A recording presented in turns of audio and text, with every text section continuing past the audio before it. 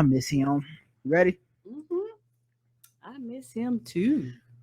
Hey, welcome to another episode of the Blackout Tips podcast. I'm your host, Rod. Joined as always by my co-host, Karen. and we are live on what appears to be a Tuesday. Yes, sir. I think it's a Tuesday. It is a Tuesday. We're ready to do some podcasting. Why do you sound low to me? I don't or know. It's probably just not talking loud. Okay, hi. Can you hear me now? Yeah, you sound fine now. I'm sorry. I didn't mean to raise my voice. It's okay. Listen, I bring the energy when it's showtime. You like to ramp up to it. It's fine. It's our thing. Everybody knows it. You can find our show everywhere you get podcasts. Just search The Black Guy Who Tips. Leave us 5-star reviews on Apple Podcasts. We appreciate those from all the people that listen. We love reading them on our feedback show on Saturdays. We haven't gotten any the last week, and we would like to get some. So we would mark that on your calendar. Make that a date.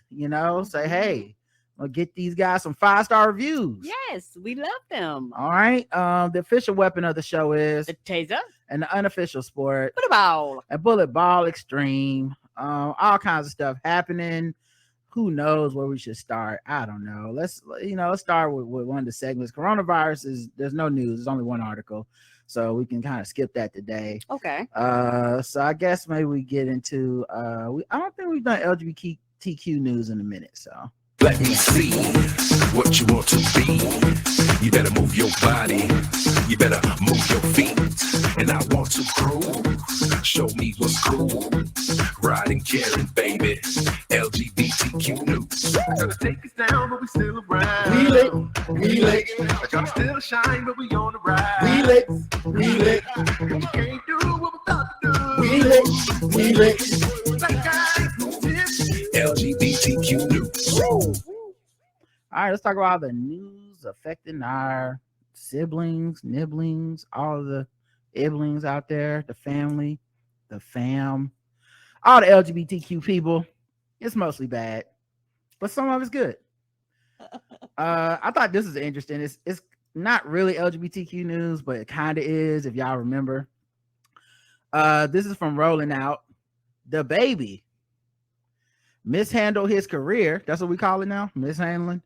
And now he's paying for it. Ticket sales haven't been the best for the baby recently. The baby has had a roller coaster ride of a career, and it may be due in part to the way he carried himself throughout the years. On August 30th, it was reported that the rapper will no longer perform at the Smoothie King Arena in New Orleans on Friday due to low ticket sales. Ticketmaster put out a statement after they deactivated the concert and said, unfortunately, the event organizer has had to cancel your event. So he really did get canceled. The first time this ever happened. I don't know. Like I said, it who knows what's all behind that. But I guarantee you there's some other things that they're not going. Like, I don't know. Is he like the main person? Is it a collaboration of people?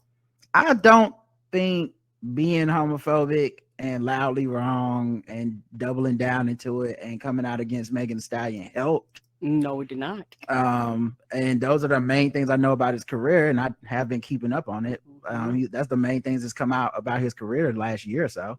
And I think even he looks bad, quote unquote, to both sides, in my opinion, because even with that homophobic stuff, he put out a bullshit kind of like, first he doubled down, then it got so bad he got canceled from a bunch of concerts, then he apologized half-assed, then he took the apology back. So didn't his people do an apology and and then he took it back. Right. So I don't think there's any side, even if you're homophobic, I don't think you're like, yeah, he went up for, like, you still like, well, he kind of was wavering on that shit too.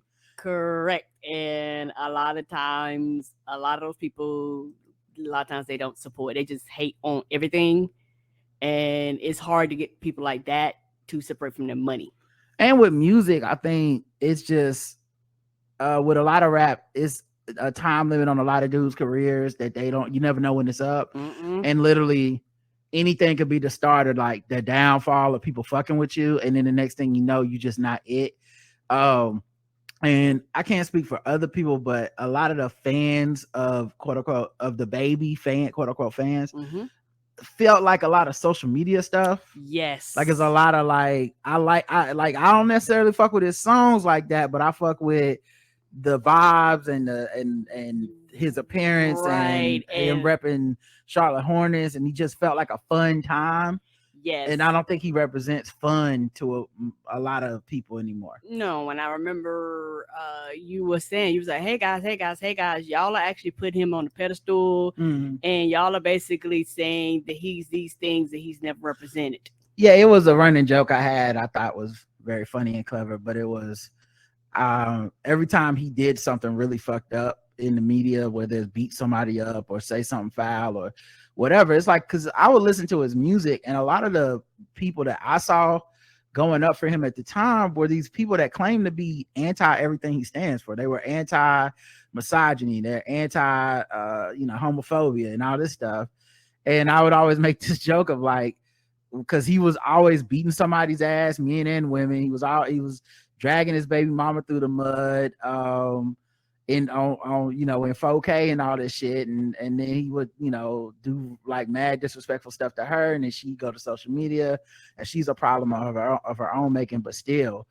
And I would always just say, I'm starting to think the baby isn't an intersectional feminist, because a lot of the at least, and maybe it's just skeet based, but a lot of the women that were going up for him were just like taking anything, they were cherry picking stuff. So it was like he at one point he said basically that he supported Megan Thee Stallion after she got shot by Tory Lanez. And so everybody's like, oh my God, the baby, see, this is the kind of energy we need from men in this. And I was like, okay, let's see how this one plays out, because I don't think he's Red Bell Hooks, guys. I don't think he's a Toni Morrison fan. Correct. I think he didn't take feminism 101 in college. I think he's just saying shit. And of course, that all led to eventually him literally being on stage and having Tory Lanez come out and perform with him after he performed that. He was up after Megan Thee Stallion or right before Megan Thee Stallion, one of those two. And the baby had a secret guest of Tory Lanez. Like, anyway. So he did a lot of stuff. Only 2 tour dates are left on his website: Paris, France, and Houston, Texas. But yes, it's like he just had a lot of, you had, of course, the homophobic HIV/AIDS rant thing. February, he was on the news for fighting the brother of Danny Lee, the singer he used to date, who's the mother of one of his children. April 2022, a video showing him trying to force a fan to kiss him who looked uninterested in doing so. Later that month, TMZ reported that a property manager pressed felony battery charges against the rapper, claiming he suffered serious injuries after being attacked by the rapper in the music video. So like, maybe people stop thinking all that shit was cute. He is the common denominator in all those conflicts. And people, it's only so many times people be like, he was right. He like killed a dude in Walmart. Everybody's like, he was right for that. Boom. Okay. Then he's punching people. He's beating up rappers in the mall and shit. And people just thought it was cute and funny. Yeah, didn't he almost punch a fan? He punched a woman. Right. Yeah. Like, so I don't know. It's just, but it is interesting that he can't even move 500 tickets now. That I didn't see that coming. And I'm definitely surprised. And like you said, maybe there's some other thing we don't know about. But if that's true, that all his tour dates have had to be taken down, that shit came fast. And it's also one of those things to where it's not the summer anymore. Like they're winding down a lot of these tours, because people tour all year long. Yeah, but other acts are out. Other acts aren't having these problems. Yeah, but it doesn't look good. And so I think for a lot of these same stuff, it's a reason to kind of get him off. Because you go, well, his tickets ain't selling, so it's going to be interesting. Put it like this: it's going to be interesting to see what happens next summer. Yeah, because that will tell when the season kind of ramps up again. I don't know, man. A lot of these acts about to go on tour right the fuck now, especially with the way that the pandemic restrictions are being dialed back, and True. I think you about to see people doing just fucking fine.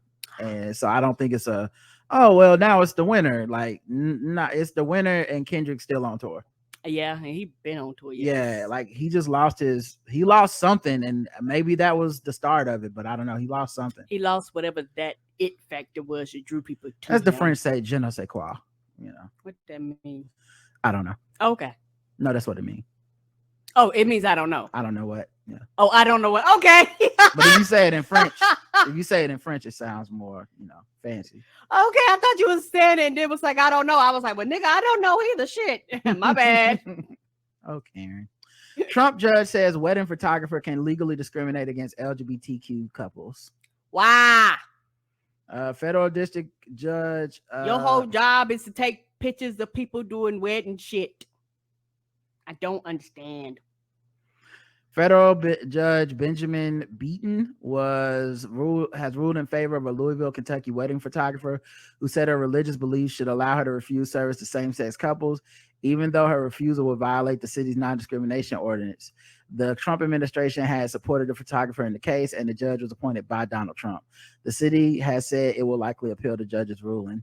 The case in question involves Chelsea Nelson, a photographer who said that shooting a same-sex marriage would violate her sincerely held religious beliefs and her First Amendment rights.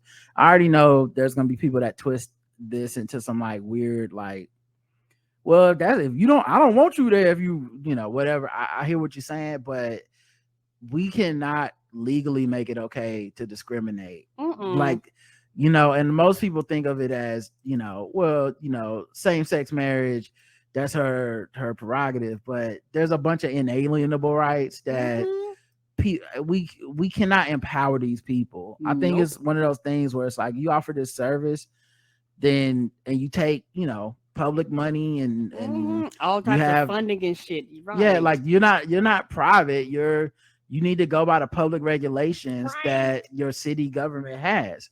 Right. For example. Oh, go ahead. I'm sorry. About saying my thing is this, and it's funny, particularly when you look at Black people that support this. You go, well, if she said she ain't want to take pictures of niggas, would you feel the same fucking way? No. Okay, then. Right. And most wouldn't. There are going to be a few that's like, I feel that way. But the vast majority of Black people would not accept you go into a business and it's a roll of the dice if they would service you because they decide they don't like Black people that day. Right. And I think, so like I said, people like to pull out this kind of weird straw man logic of just like everything becomes about just your freedom of choice and as if there's nothing to it.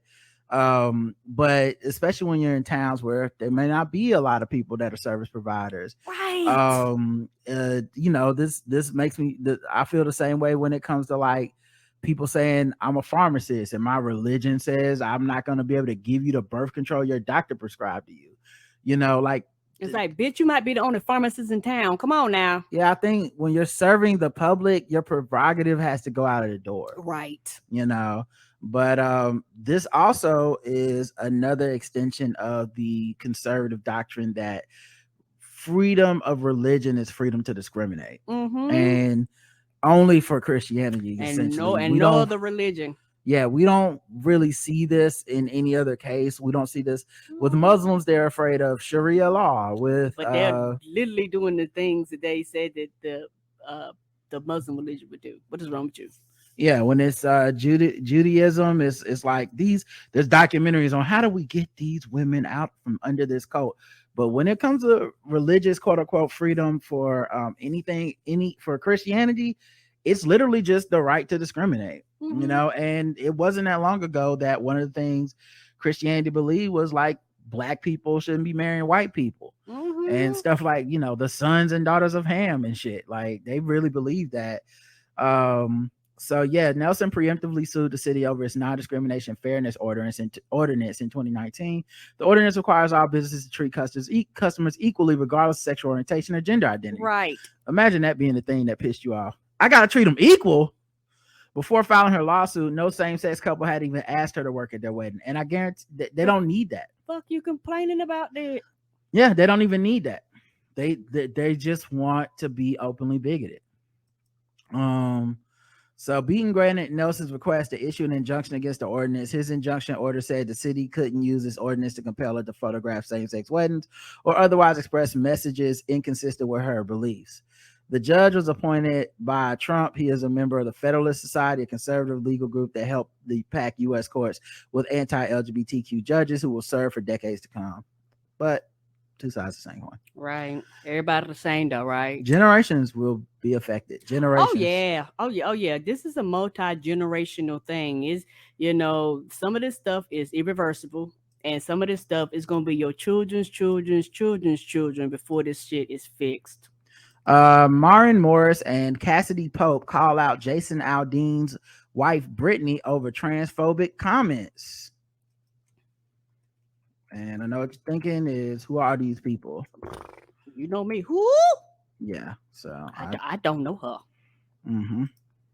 White people news we're bringing and selling to the barbecue. We might be problematic or a little bit dim. It's so really harsh on our. It's really not that segment, but it's still LGBTQ news, guys.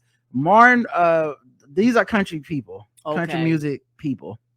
This is a picture of Jason Aldean and Brittany Kerr, his wife, at the Country Music Awards. Mm-hmm.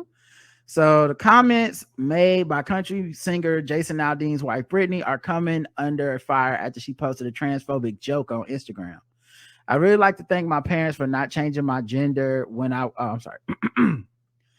I'd really like to thank my parents for not changing my gender when I went through my tomboy phase. I love this girly life. She wrote earlier this week on August 23rd, a caption to a before and after makeup video set to Beyonce's song Upgrade You, even though Beyonce is known to be an ally of the LGBTQ plus community. Husband Jason left a laughing emoji in the comments and replied, "Laugh my ass off. I'm glad they didn't too, because you and I wouldn't have worked out." Okay, I ain't messing with no trans. That last part is implied. In a wordier statement via That's not how that works. And there's a lot of tomboys who is like, I'm a full ass girl. Yeah, sure. I think even the implication that her parents are changing their children's genders, right? I mean, this is all very Republican, right wing, like on the internet, QAnon level shit. You know, the way they got a lot of women roped into the white nationalism movements and the insurrectionists and the QAnon and all that stuff was by this idea of child abuse, and people are abusing children. Children are the ones who are really, and so white women's motherly instincts lead them right into the, they believe everything you say, like, what, Hillary Clinton's a pedophile, and then next thing you know, they're like, Donald Trump had the election stolen. Right. And it's almost one of those things where it don't work like that. And what are you saying about tomboys, basically? I mean, if that's I don't think, what do you think she's saying about tomboys? Like there's something wrong with it. She said she was a tomboy and she's glad her parents didn't try to change her gender. So she's not saying things wrong with being a tomboy. She's saying, what she's saying is, if a child goes through a tomboy phase, now people go, you're transgender, you must change, we're gonna make you change your gender, which is not happening.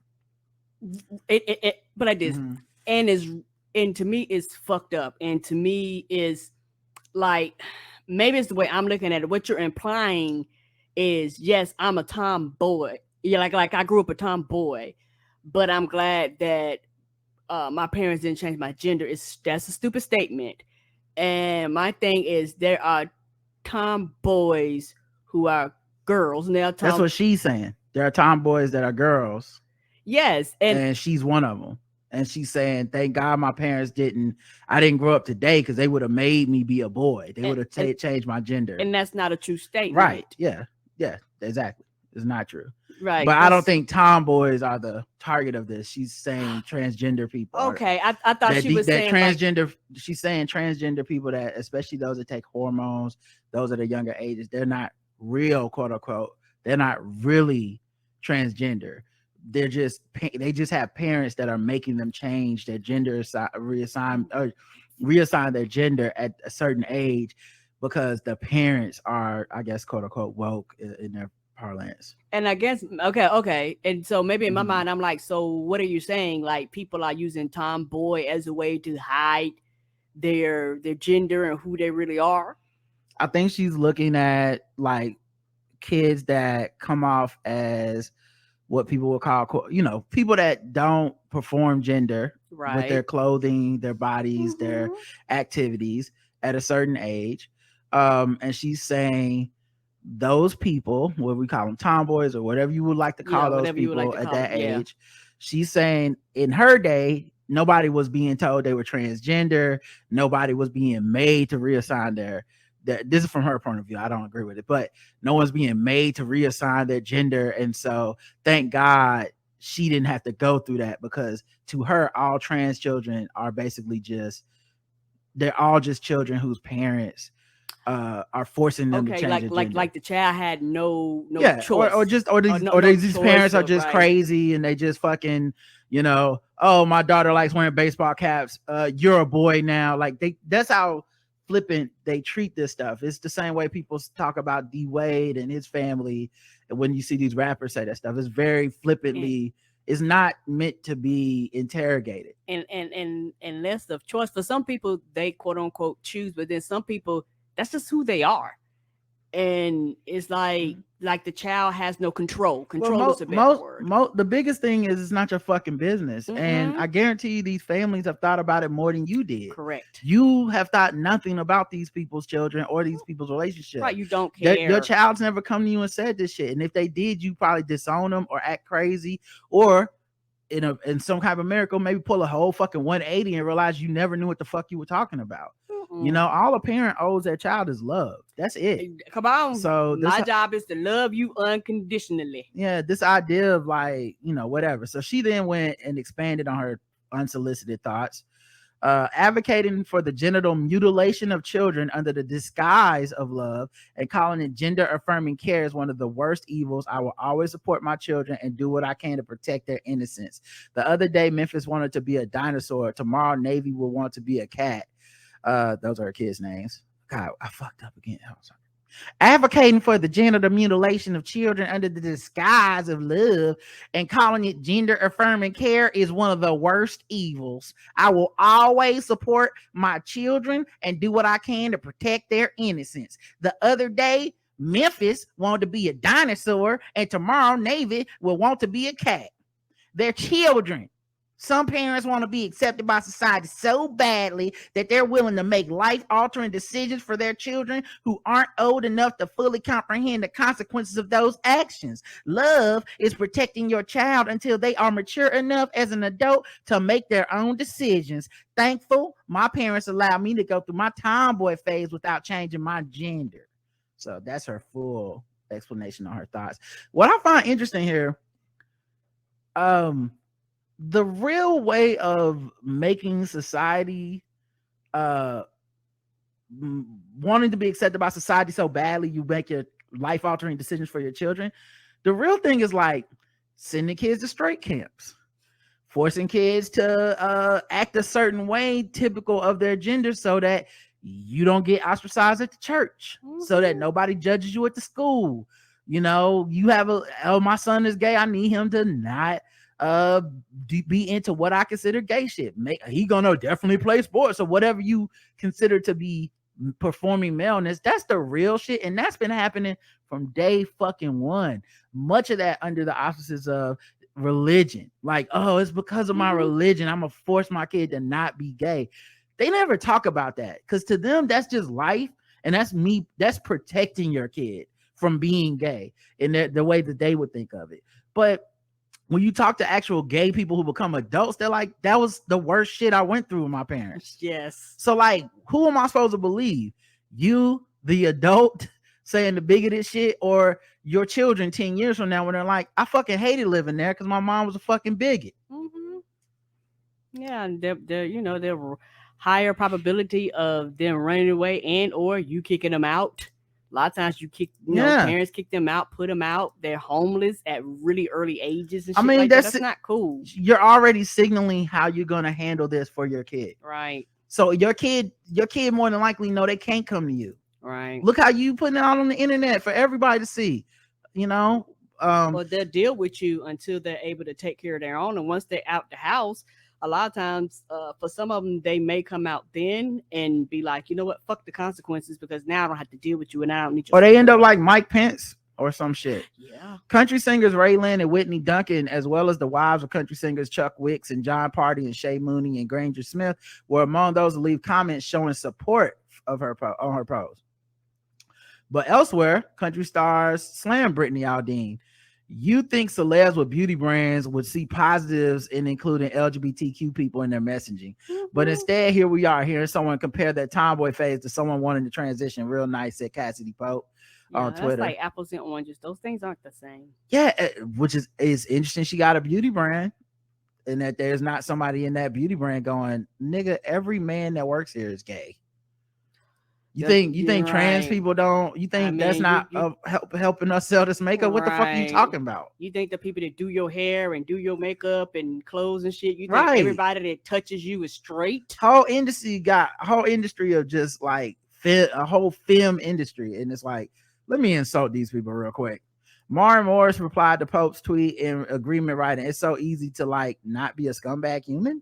Sell your clip-ins and zip it, Insurrection Barbie." Oh no! Oh no! Somebody's spilling unsweet tea. Not the Insurrection Barbie. Oh no! Oh my God! Oh, you love to see it, honestly. I mean, come on.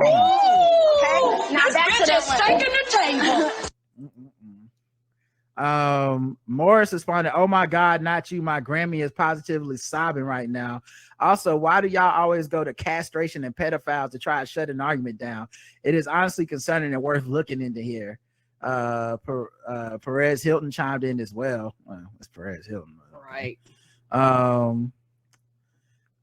Candace because Candace Owens said first, it's easier to not castrate your children, but I guess whatever helps sell bad records. Candace Owens, so she is still around. You had something to say? On Instagram, Morris continued to talk about Brittany Aldean with Pope. You know, I'm glad she didn't become a boy either, because we really don't need another asshole dude in the world. Sucks when Karens try to hide their homophobia and transphobia behind their protectiveness of the children. Weren't they putting their kids in Biden's pedo shirts on social media? Sounds like a real safe way to protect them from millions of eyes. Fuck all the way off Insurrection Barbie and fellow IBs trolling this comment section with their hypocritical, hateful asses. Man, I might have to fuck around and hang out with Morris music. What? She out here talking this shit. So Candace Pope and who's the other one? Morris. I'm about to go check them out. Cassidy Pope and Maren Morris. Okay, I'm gonna have to add them to the Spotify. Come on. Morris also replied to comments from others, like one Twitter user found the singer's reaction confusing and told her to put down the phone and focus on the guitar. Morris shot back, if it's confusing to you, it's because you think we're fighting over politics. We're not. This isn't political. We're calling someone out for being transphobic and thinking it's hilarious. It isn't. On her Instagram stories on Saturday, Morris shared a clip of herself thanking her fans for their support, while suggesting they redirect their effort to those who probably needed more support than her after seeing Brittany Aldean's post. Y'all have been so sweet and supportive today of me and Cassidy. I will say we can handle this shit. We dealt with idiots, for years, saying insanely stupid stuff at us. But I would say check on your trans friends, check on your gay friends, anyone that's in country music and had to look at that bullshit today and feel subhuman, looking on your friends. I'm just so sick of looking at absolute horse shit on the internet and people getting away with it, much less being celebrated for it. Her husband, fellow artist Ryan Hurd, also reassured followers on Twitter they were okay, but will continue to speak up. Getting a lot of people telling me our career is over, as if the last time she spoke up about something, it disappeared. Honestly, we're pretty okay over here. Tours are good. Got a 2-year-old we love. We're fucking fine. And I promise she isn't going to shut up. Scoring quick points by picking on trans kids isn't something that's brave at all. And I'm proud of Maren for sticking up for them. Badge of honor to have CO engage in completely normal discourse too. Shut up and sing only applies to those you disagree with. Wow. I know country music was the girls was fighting and I'm on the girls' side. Let's go.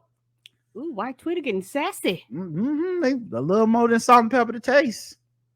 Ooh, they might have sprinkled some hot sauce on that one. Mississippi governor, not too hot though. Mississippi Tabasco. Mississippi Governor Tate Reeves was too busy attacking LGBTQ people to fix Jackson's water problem. It's all related. all this shit be related. You know, you black and homophobic, think about it, because all this shit is related, dog. It's this motherfucker was so busy demonizing gay people, and now it's a whole fucking capital of the state that ain't got no fucking water for the foreseeable future, because this motherfucker was too busy worrying about if people were gonna continue to be gay. How dare they? Right. It's not as if there wasn't plenty of warning. Last year, the system failed for a month following a winter storm. Residents have complained for years about the brackish water and low water pressure. Meanwhile, due to white flight, the city has seen its tax base shrink by 20% since the 80s, leaving it without the money it needs to fix the system. The state knows about the problem. After all, it's literally the Capitol's backyard. But the Republicans who run the state have bigger issues to deal with, like attacking LGBTQ people. Mississippi was the first state to ban trans youth from participating in school sports. At a signing ceremony celebrating the bigotry, Governor Tate Reeves accused Joe Biden of encouraging transgenderism among our young people. Reeves also went on a tear when Biden signed an executive order protecting LGBTQ people, calling it a radical social experiment. People don't have water. They don't care about life. They don't care about, they don't even care about the lives they claim to care about. Right. That's so crazy. Y'all don't care about shit but being fucking bigots. And we'll watch the fucking state burn. Ask them people out there in Florida. Ask them people down in Texas where they're like, bitch, we dying. And he's like, I don't care. Like, all you want to do is just keep black people from voting and then just just hoard power.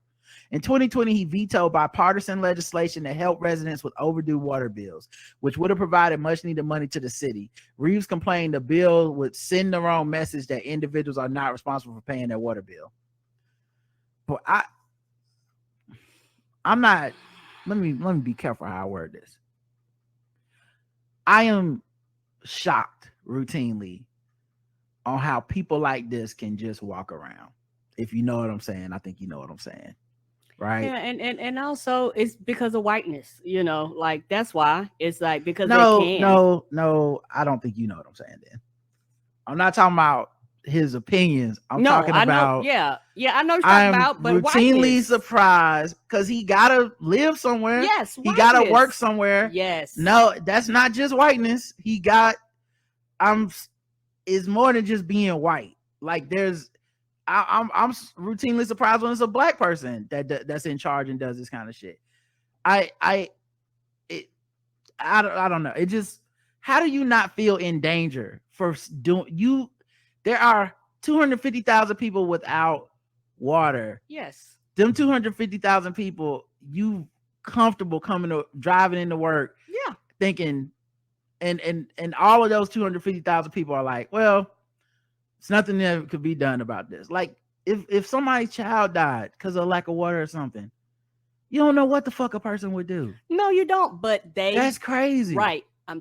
Maybe the way I view it is whiteness, and whiteness always protects whiteness. When has whiteness been scared to do a motherfucking thing in this country? I'll give you an example. When they were scared to go after Donald Trump. Now, I'm not talking about going after each other. I'm talking about when whiteness goes after other people. When has whiteness been scared to go after something that's not white and not care about the consequences, the repercussions of it? I don't know if we're talking about the same thing. It's fine. Those out there that know what I'm saying, y'all know what I mean. And I don't want to say anything to get us put off of any podcasting places, but just, it's, you know, Rand Paul caught the hands from his neighbor. Like, they don't. I'm just saying. Yeah, but you know what? His neighbors got fucking water. Like, they got water. I know. I'm saying. That's what I'm saying. No. That's what I'm saying. His neighbors actually have water. If 250,000 people didn't have water on my fucking watch, and I'm sitting over here talking about how much I hate gay people, and I'm vetoing them getting their water bills paid, I don't know. Something could happen to me. Yes. You know what I'm saying? Like, it's like, what the that's crazy that it don't cross anyone's mind. Like, I need to get on my job just so that I don't get fucked up somehow. Cause I'm also living even if in your gated community, you got to come out and do shits places. You go play, you are public. So your website has an itinerary where you gonna be, and you just do this. Right. That's insane to me. Right. And like I said, I might be wrong, but the way I see it, it's like he feels protected. A rapper couldn't even post where he was at Roscoe's Chicken and Waffles, and he's dead now. Right. But this nigga is just anyway. But he I'm also has security. But they don't though. Not like you thinking. No, this ain't no motherfucking 24/7 secret security shit. No, they just out here living. Yes, I guess they just don't have the fear, because if they had the fear, their behavior would say what you say they should do. Their behavior would be concerning. Their behavior would be, let's get this shit done. But they have no fear, because if you had fear, your behavior would do that. But because whiteness is saying I'm white, the fuck I care about it. That's why you can walk out here with your chest and go around and just do shit. Yeah, he don't got no he don't have the kind of security that could stop 250,000 fucking people. No, but I don't give a fuck what. Oh, and I understand that, but he's not worried about that though. Like these, fuck what you heard. They don't even have like the same kind of secret service as the president. It's just wild that he is just out here. Republicans routinely do shit like this in states, and they just be out here. And I don't know. Just remember where you heard it first. I'm just saying. You either hear what I'm saying or you don't. Anti-LGBTQ pastor who called post nightclub victim scum resigns and admits that he be paying for sex. Donnie Romero, a pastor who gained national attention after his views on the post nightclub shooting inspired a protest from LGBTQ advocates, has resigned. In a video posted to YouTube, which I believe has now been taken down. Yep, video unavailable. He says that he has sinned by paying for sex, gambling, and using drugs.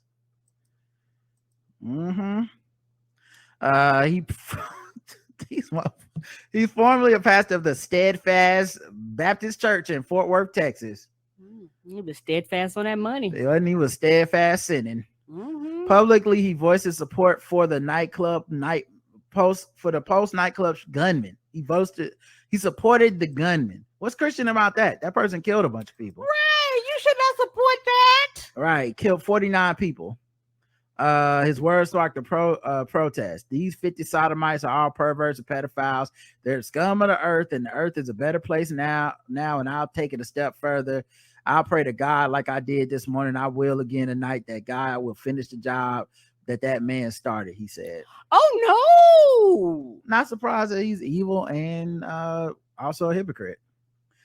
Citing videos of a church meeting and an affiliated pastor, the New York Times reports that Romero resigned his ministry last week and under allegations of adultery and drug use.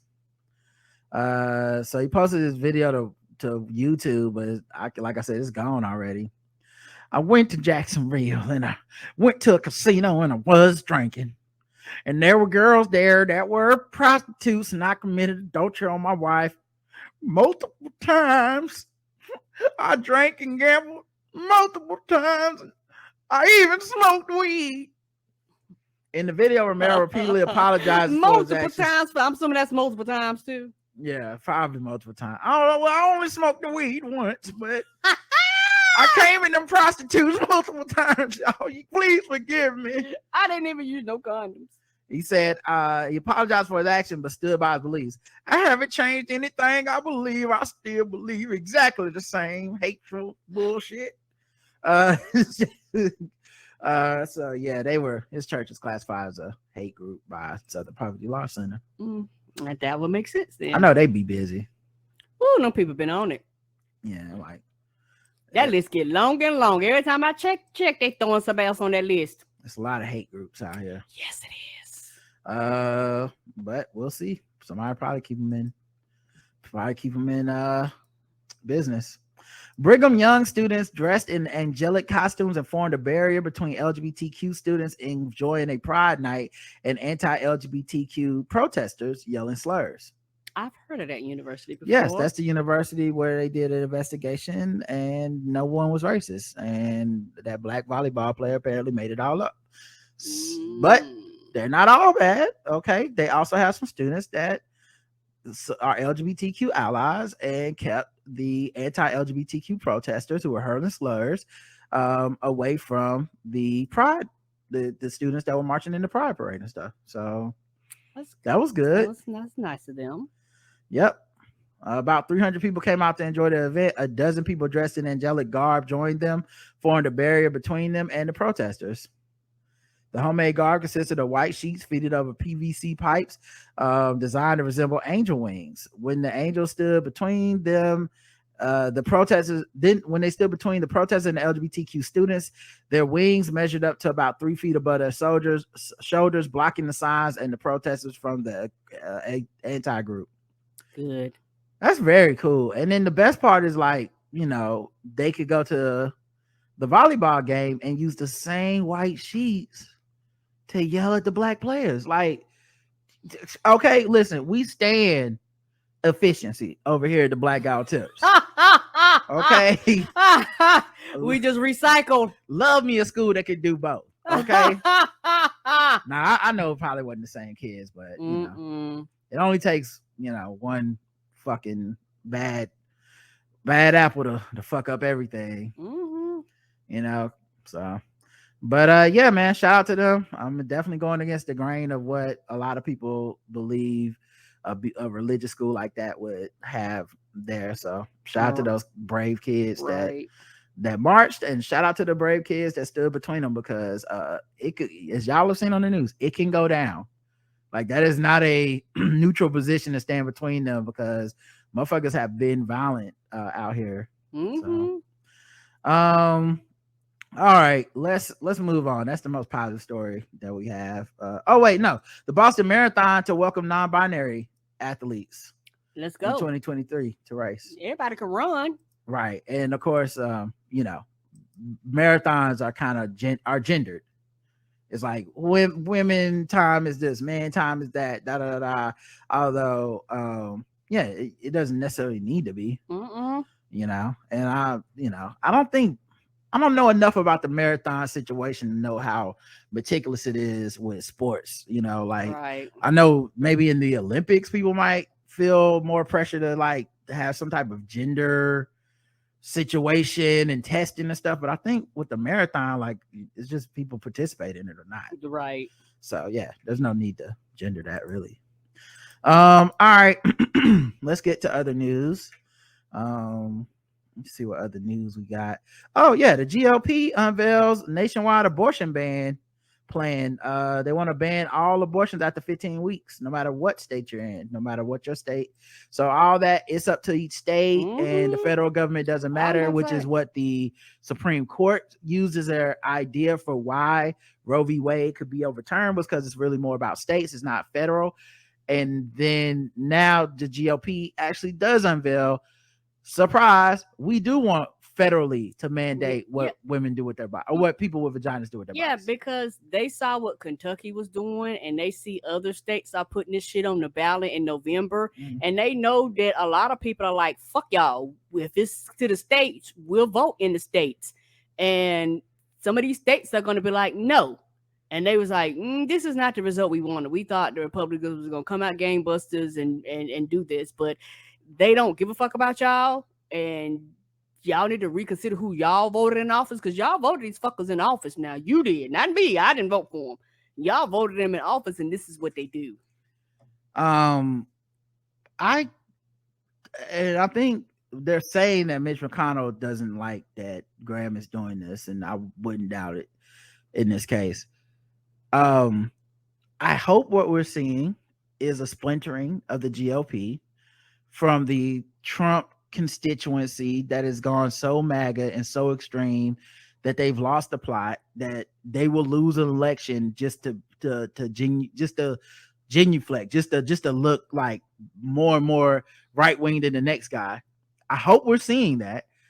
I think this is definitely a losing national platform. I can't even, like, it's almost unbelievable how short-sighted and stupid it is after watching midterms completely turn the other way in some cases, because white women finally said, let me go vote and vote blue because apparently my rights are on the table in a way that I didn't think they were before. Right.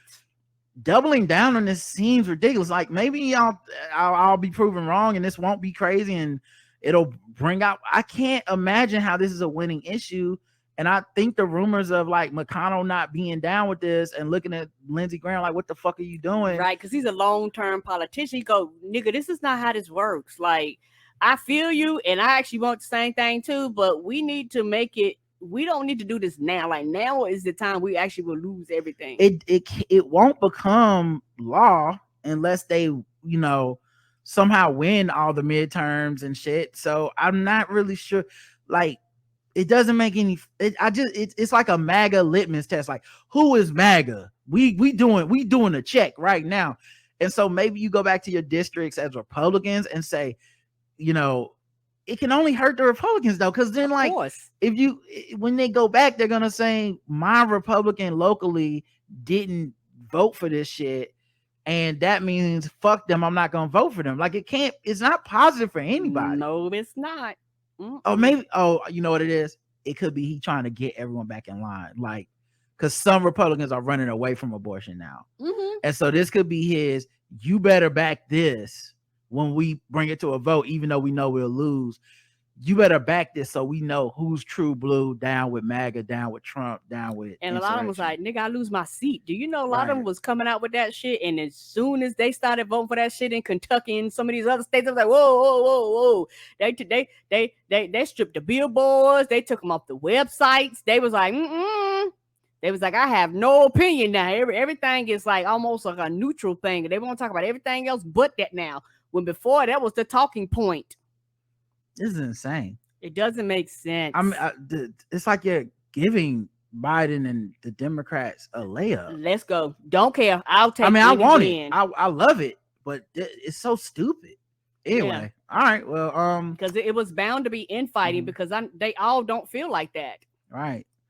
Democrat lawmakers request federal investigation on airlines, and they want to know where the fuck that $54 billion went, and why the fuck y'all can't keep no flight schedules then? Come on, where the money at? Where the money at? Where the money reside? Where the money reside? Where the money reside? It was like y'all had the biggest profit margins ever of all times, right? Because I've actually been listening to podcasts about this, particularly over the summer, how fucked up it is with all the flying and shit.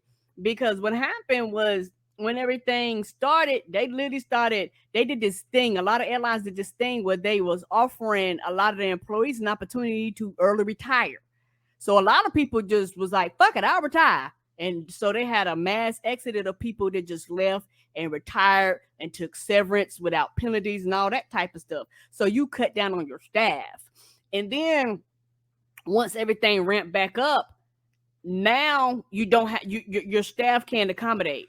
And now you have to take the time to train and retrain. And that's not including the people that died, the people that changed fields, the people that's not coming back, or either if they work in the airlines, they work at the desk now, and that's not only for the flight attendants, you talk about the baggage claimers, you're talking about the people around the airport. All these people matter, and they're literally a short staff. And so I don't blame them for going, okay, y'all, we gave y'all all this money, and now in the middle of the summer, every time I turn around, flights getting canceled, flights getting delayed. Like they was turning around and people were having delays because every time their flight got rebooked, it just got canceled. And then you don't want to take responsibility. You want to get refunds. And I'm pretty sure some of these people who asked for investigation, some of their family members got caught up in that bullshit. They was like, hey, dog, like, this is inconvenient. We gave y'all all this money. What did you do with the money that you was given? Did you use it wisely or not? On Friday, the lawmakers asked the Treasury Department's Inspector General to investigate whether the money intended to keep airline workers on the payroll was used for buyouts and early retirement offers. After air travel sharply declined in the early stages of the pandemic in 2020, airlines offered incentives that encouraged tens of thousands of workers to quit their jobs or take long-term leaves of absence. As a result, airlines were understaffed when travel picked back up this spring and summer, but there were higher than normal levels of canceled and delayed flights due to staffing issues. Representative Carolyn Maloney, chairwoman of the House Oversight Committee, and Representative James Clyburn, chairman of a special panel on the government's response to the pandemic, initiated the probe. So It was like, we gave y'all some money to keep people on your staff, but basically y'all allow people to cash out and leave. So you literally put yourself in the situation, and the public in mass is paying. Not only are you paying with flight delays and shit like that, you're also paying with safety, because now you're working pilots to death. You're working flight attendants to death. They're working these extra long extended hours. We have rules in the place for reason, saying that you can only do but so much. And sometimes it was like flights couldn't leave because there was no fucking a pilot that could fly, for certain things. And so it is a problem, because it was like, we didn't give y'all this money for y'all to tell people to fucking cash out. Woman sues San Francisco Police Department for using DNA from a rape kit to identify her as a burglary suspect. A woman has filed a lawsuit against the San Francisco Police Department after officers allegedly used her DNA from a rape kit to identify her as a burglary suspect. So basically, she was sexually assaulted. She did the kit. And when they of course get the DNA of the person that, did the sexual assault, is the hope. But of course, they're going to get your DNA too. Right. So they put it in the database. Anyway, she supposedly has I guess there was a burglary where they went and looked and did DNA testing and found her DNA and matched it to the rape kit.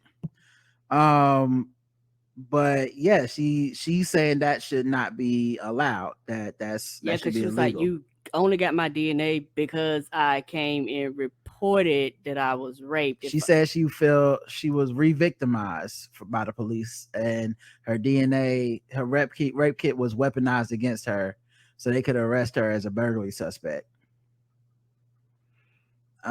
Sexual assault survivors consent to police to use their DNA for one purpose: to find a perpetrator of sexual assault, said the woman's lawyer. What we have here is our constitutional rights turned on their head. That's man. Yeah, she was like, I didn't give it to you because I was a suspect or anything like that. If I hadn't came in to be raped, you wouldn't have had this in the first place.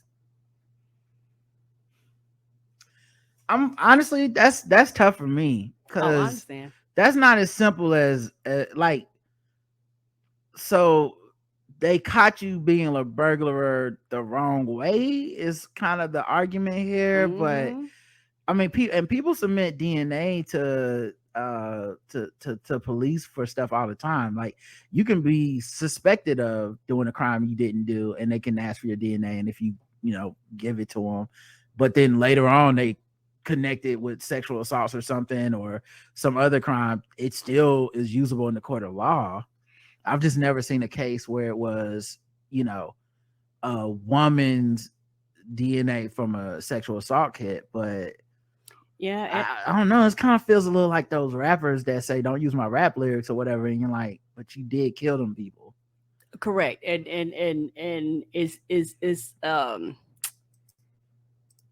it's a catch-22, because if a lot of women, they're gonna be like, well, I'm not going, it's hard for me to report anyway.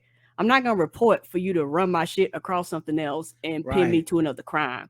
So you're gonna have less people report the rape kits, because it was like, the purpose was not because I was a suspect.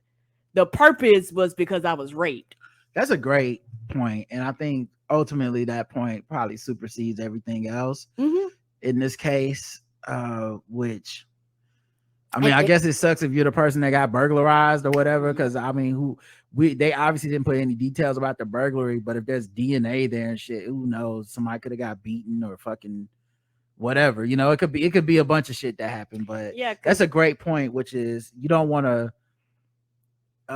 because even if like it was a crime that you quote unquote got away with, like I robbed somebody a long time ago and then I was sexually assaulted, but then I go in to report that, and then you go, well, since you're here. So yeah, that's tough, man. Yeah. There probably will need to be some type of law on the books about this. Yeah, there's going to have to be. It's different than the 23andMe, because people voluntarily give the information up. That's completely different. People know that the purpose is to find my family. Not technically with 23andMe. Not technically. Okay. I might voluntarily give it, but they still could arrest my brother. for being a rapist. Like if they can use my DNA. Yes, that's how they caught the fucking BTK dude. His family submitted 23andMe stuff, and then they can tell from like your DNA, they can sequence it and be like, this is from your dad, this is from your mom, this is from your brother. Didn't know that. Yeah, so it was a little. It's not as simple as like the BTK killer did 23andMe. He would never be stupid enough to do that shit. But his family did it, and then he went to prison. And I don't have a problem with that shit, to be honest. I get this is tough for me. It's tough, right? Because it like I can understand somebody being re-victimized again, and I can also see other people looking at this going, "Well, then the fuck I'm a report for then." Yeah, oh, absolutely. I think the reason this is different is because I think you cannot this is like penalizing somebody who like called to tell you like there's a terrorist attack about to happen. I got nothing to do with it. And they like, well, your number's on the call log for something. It's like, what the fuck? No, now you just gave us a reason to not report terrorist attacks. That's all you've done. So no, I think your logic is 100% sound, and that's the difference. I think that's 100. I think because you have to have something on the books that says you cannot do this as police, or else we're just telling people don't report that you were sexually assaulted. Correct, because no matter what you say or what you do, how are people going to respond? That's the real result. Yeah. Regardless, you know how people pass these fucked up laws and they're like, no, that's not. But if people respond a certain way, that's the result, regardless of what your lips say. A Virginia restaurant has apologized because they had a 9/11 themed menu, and it prompted backlash online. Why? To never forget what I mean. What was it? A fall out the building slapjacks? I mean, the fuck we talking about here? Wow. Okay. I mean, like I said, I guess the person that posted the original pictures took them down or some shit. That's interesting. I wanted to see the pictures. I wanted to see what was the language in it for people to be so offended, because last time I checked, everybody was like, never forget. That's what they keep telling me. Okay, Karen. All right. I like that you're riding with that. Yeah. So, okay. Maybe this article has the pictures. So they had items such as Pentagon pie, 2977 chowder, first responder flatbread. The special seafood menu was promoted by the Clubhouse at Aquia Harbor. The number 2977 marks the official tally of fatalities on September 11th. The diners looking for tastes of everything could order the never forget sampler. The menu quickly faced backlash on social media, with one Twitter user calling the promotion appalling. It's since been taken down. The manager says, I apologize for those I offended with the 9/11 Seafood Sunday post. And you can look at it here. Patriot Day 2022, Seafood Sunday. Phone number there. Call ahead to reserve. Oh, they call ahead to reserve. They say, oh, we about to get big money. Yeah, because like I said, it's one of those things where, particularly here in our country, we had way more people die of coronavirus. But, it's one of those things where this right here is like sketching American history, which it should be. But it's one of those things where, that never forget, like people take that shit seriously. So this is somebody that we're gonna like, I'm gonna take advantage of it, of the spectacle around this thing. Yeah, it says 12 to 9 p.m. limited seating, curbside pickup, 9/11/2022. You got 2977 chowder, cream and crab and corn with bacon. Oh, I'm getting hungry just looking at it. Flight 93 redirect. Not hot crab dip with crostini. I mean, it do sound good. Freedom flounder, of course. Freedom flounder. They wouldn't have minded if they named it shit like that. I honestly, Karen, I think they will. This is very fucked up. I think. Yeah, it is. Yeah, I think, but this is America. This is what capitalism does. And come on, listen, we got Juneteenth sales, and the difference being that, of course, Juneteenth is at least celebratory. Like 9/11 is supposed to be a time of like reflection and thought, but America only know one way to celebrate. Right. That's what it's supposed to be. First, I mean, this is honestly a first for me. I guess it took 21 years for us to have an official, like, motherfucker thought it was a good idea to have a sale. Like, this is like President's Day being on the day Lincoln was shot. You know what I mean? Like, it just don't make half off his head, half off this mattress. Come on down, everybody. Oh, no! First responder flatbread, 9/11 oysters. Well, that's just lazy. Pentagon pie, $4. You can't beat that. Remember Teeny? No. Not to remember. I bet you that shit is flames. Key lime rum, cream, coconut rum, pineapple juice, splash of cream, served up with a whipped cream and something rim, honey something rim. Was it served in a red, white, and blue cup? I don't, maybe. No, it's served in a martini glass. Okay. Never forget sampler. 2 cups of that 299.77 chowder, flight 93 redirect crab dip. Oh no! First responder shrimp bread. Oh no! Freedom flounder with a choice of side. Okay, 2 slices of Pentagon pie and 2 Remember Teeny cocktails. Okay. All right. That's a bad call, bro. Yeah, this is not good. That's why I was like, well, what names are they using for people to be like, that's too far? Because like I said, these are the never forget people. It's all too far. You can't never forget food. I don't even know what you're talking about. The fact that you didn't see that coming is really making me have some questions about you. You cannot sell 9/11 America. Fuck yeah. You can't, Karen. I mean, how would they supposed to know? We sell every goddamn thing else. You've never bought you never seen a 9/11 sale in your entire life, and you know it. No, but somebody got to start the trend. That's when you become an official holiday. Maybe years from now, when they do the documentary, that we'll be looking at the avant-garde salesman that started this trend. Yes. That's terrible. All right. It is. Let's move into something else. Let's keep the terrible going. What was I gonna play? Oh, you know what? Let's talk a little bit about some of this election news. It's been a while since we did the election news.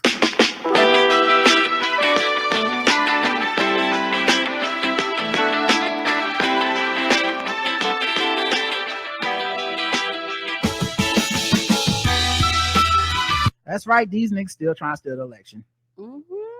The Justice Department subpoenas more than 30 people in Trump's orbit in a January 6th probe. You get a subpoena. You know what? You come over here. Here's your subpoena too. Oh, you love to see it. Okay? Out here like Oprah, give them all subpoenas. Yeah, listen, do your thing, Merrick. Do your motherfucking thing, okay? I can't shoot think them shits in the air like t-shirt cannons. Everybody get a subpoena. Okay.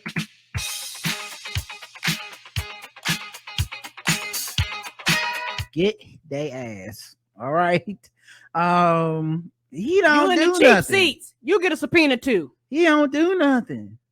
We should have picked somebody else for the Justice Department. He ain't doing enough press conferences for me. We got the right man for the job. Oh, I got a memo where he said we not targeting people that's running for office. You got to run it by me first. Must mean he don't plan on doing shit. Wrong. In total, more than 30 individuals with connections to Trump have received subpoenas in recent days, according to 2 sources familiar with subpoena targets. The subpoenas seek documents and, in some cases, testimony before a grand jury in Washington, D.C. The flurry of subpoenas and other investigative activity came in days just before the Justice Department began its standard pre-election quiet period, a 60-day period before the midterm election, during which the department generally seeks to avoid taking overt investigative action in politically sensitive probes to avoid the appearance of trying to affect the elections. Coming over this paper the next 60 days. They finna still bring these motherfuckers in here to talk. Let's go. An ex-NYPD officer gets 10 years for January 6th attack. Longest sentence to date. Was he one?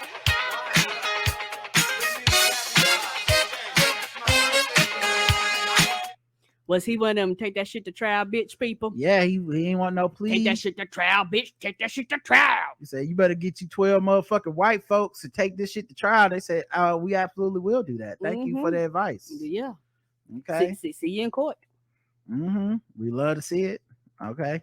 Yeah, the people that's getting this time, that's what they saying. And they're like, okay, go. Probably already been sitting in jail since, they probably arrested him. Right, the whole time is in jail. Keep his ass in jail because he come back out here. This gonna be a horror movie nightmare for his ass. He don't want to come back around here playing with me. You love to see it. You're going to jail. I got a clip from him at the trial when he was talking to the judge. Man, I ain't worried about jail, man. What you sound like a bitch. Man, I ain't worried about jail. Shit, man, I don't give a damn about going to jail. You can take me to jail. Take me to jail. Lock me up. Lock me up. Throw away the key. Throw away the key. I ain't afraid to fuck somebody in his ass.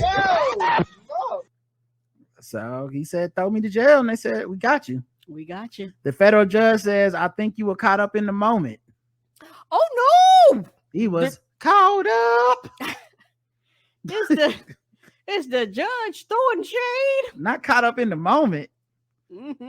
Yeah, he was feeling himself. Somebody thought it was a good they was like, yeah, we can go ahead and give you this probation. You might have to sit at the house for 60 days, no jail time, we'll erase it off your record. That's what they was like. They was like, we actually trying to go out the bigger shit. And he was like, take that shit to trial. He was the first person to defend themselves. Oh no! No wonder why you lost. You know what they said about the person that did is their own lawyer. You got a fool for a client. And he absolutely did have a fool. And I probably didn't phrase that right. I know somebody else like that's not how they say it. No, Karen, it was right. Okay. Yeah. Yep. They understood what you were saying. I think you were caught up in the moment, as you well know. Even being caught up in the moment has consequences because you a cop. Enjoy jail. So she be like, how this goes. Let's see. The Justice Department adds limits on political activity of staff.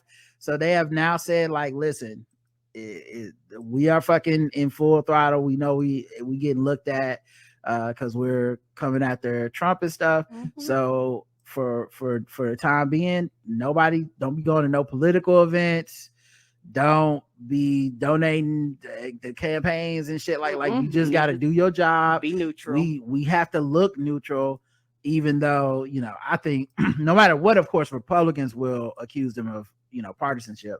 But I do worry more about our media fell in the moment. Yep. Because they're the ones I think would be like, they would treat the Republican red meat that they're just throwing out to distract people. They would treat it seriously, and you will see these cable news channels being like, well, one person was at a campaign rally for Biden, so clearly this could be politically motivated.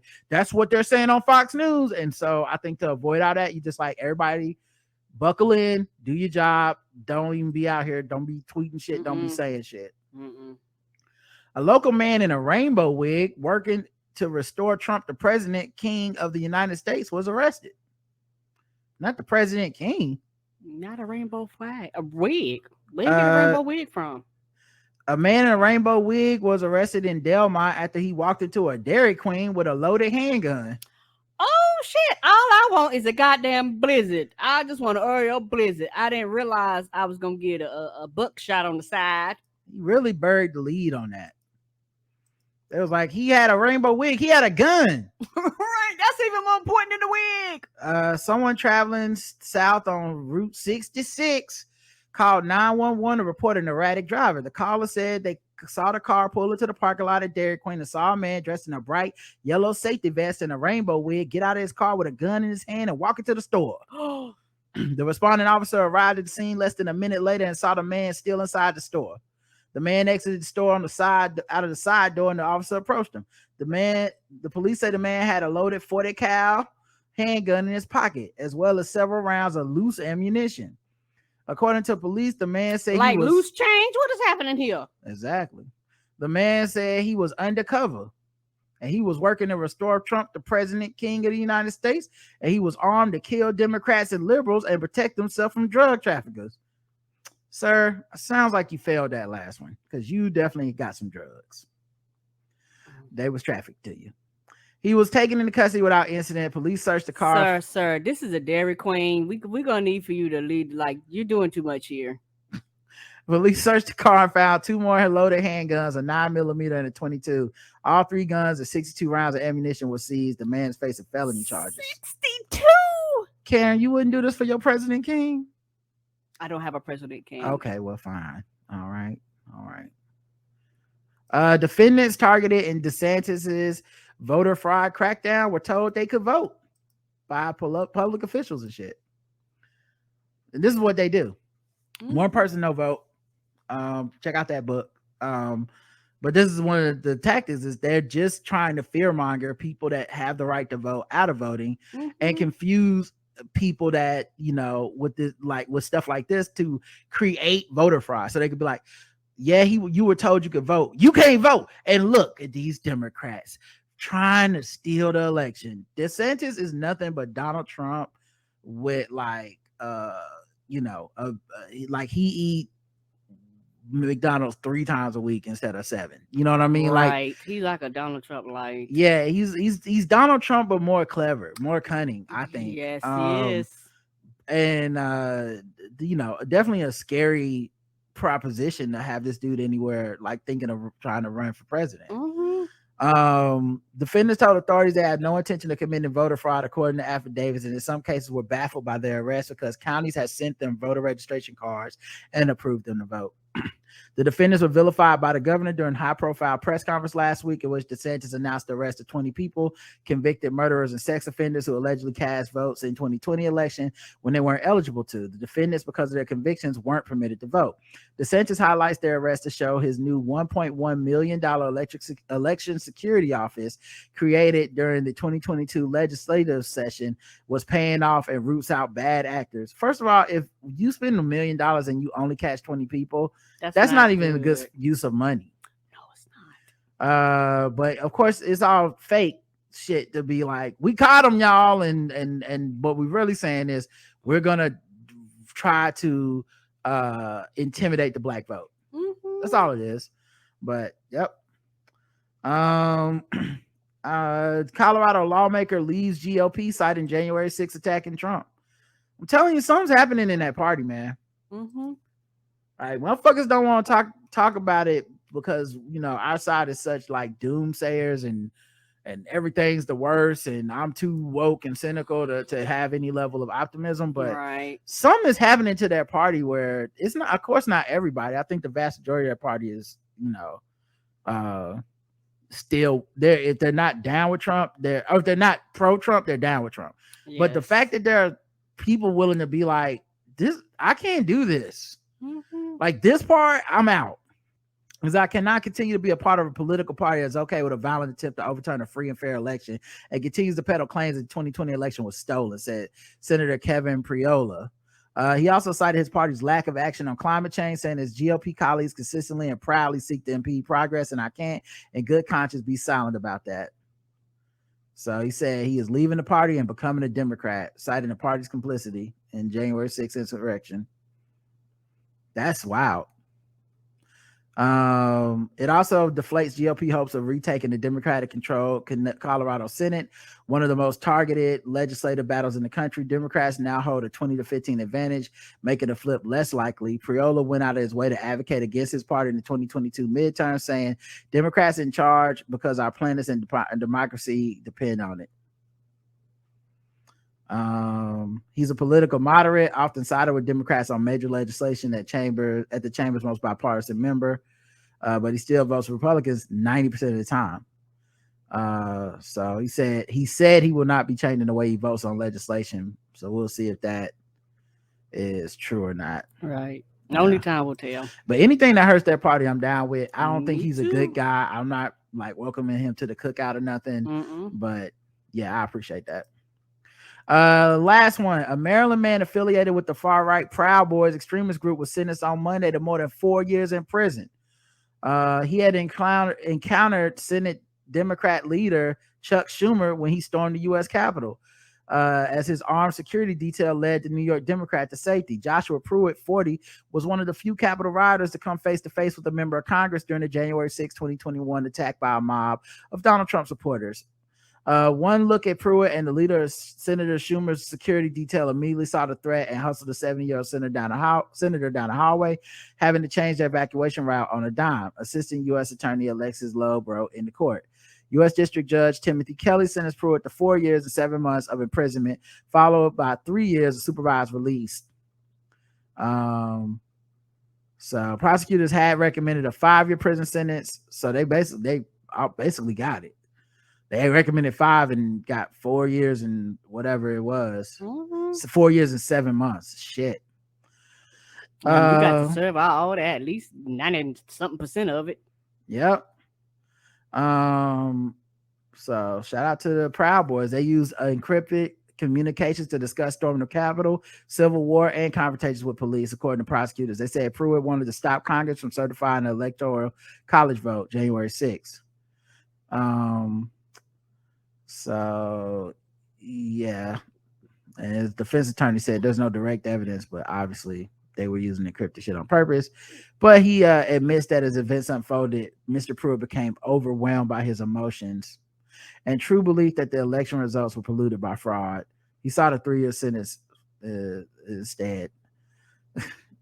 I'm just saying, man, Jackson, Mississippi, that ain't overwhelming nobody's emotions. How much leeway would the legal system give us for having some overwhelmed emotions that led us to threaten political figures? I don't think anybody would be okay with that. Nope. All right, that's it for that segment. All right, let's get into some other stuff. How about because did still an election. We should do some fucking with black people, guys. All right, how about that? Karen loves the fucking with black people segment. Pull up the music. Hey,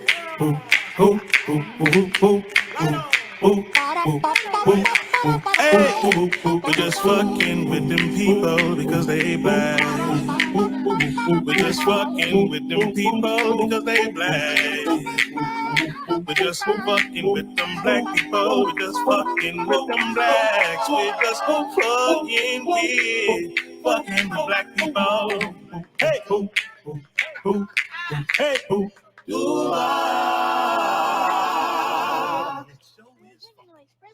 Colorado GOP challenger refuses to apologize for referring to black candidates as chimps.